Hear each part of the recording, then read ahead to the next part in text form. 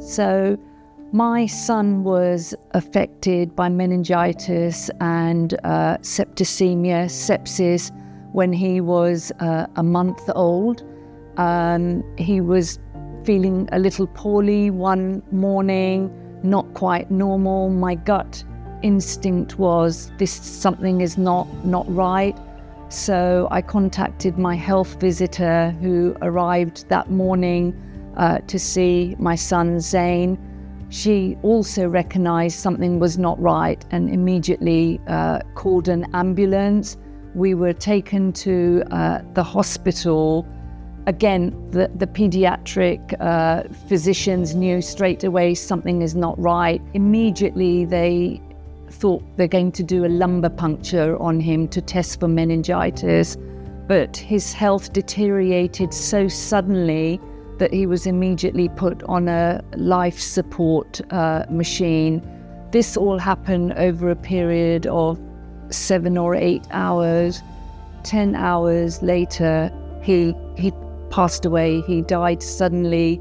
We were asked the question that no parent ever wants to be asked, and that was, do you want to turn off the life support machine? Thankfully, we didn't have to make that decision because our son stopped breathing.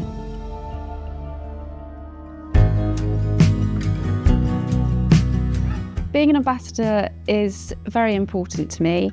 My dad contracted meningitis when I was 6, and so it's been part of my life for so long as I can remember. So it was an absolute privilege when I was asked by Meningitis Research Foundation to help spread the word, share awareness of meningitis and the impact of it. Throughout my career, I also support families who are affected by meningitis and the lifelong consequences of it. And so being able to join the two together and to raise awareness and help defeat meningitis by 2030 is something I feel very passionate about. Being an ambassador is being given an opportunity to really talk from the experience that we've had around my meningitis journey. It's a way of being able to give back. It's a way of being able to share that experience. And Julie, I don't know if you want to add to that. Yeah, I think it's such a negative aspect to your life. You can actually turn that round and use it for good to help other people. The favourite activity for me with the MRF is the London Marathon, because at the end of the London Marathon, I'm there waiting to meet people, people who work at the charity, people whose families have suffered, people who've run, and it's really uplifting to hear their stories. I like going into schools, particularly to sixth formers, because that's a really important time for them. That's the opportunity to say to them, you know, you should have got a vaccination in year 9 for the ACYW vaccine, and if you didn't and you're off to university, this is a really important time. Go and get that vaccination, because you are more at risk as an adolescent, and particularly when you go to university. So that's probably my most important thing that I enjoy doing to raise awareness. Meningitis septicemia affects all communities, and there are lots of awareness campaigns about that.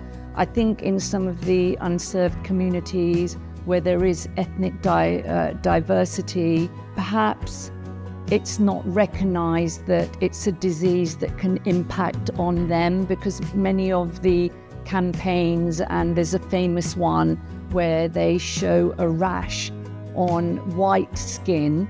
So I think it's really important to reach out to these communities, and also for communities to understand this is a disease that affects everyone regardless of race, religion, colour. So I think it's really important to reach out to those communities and for them to have better understanding around that.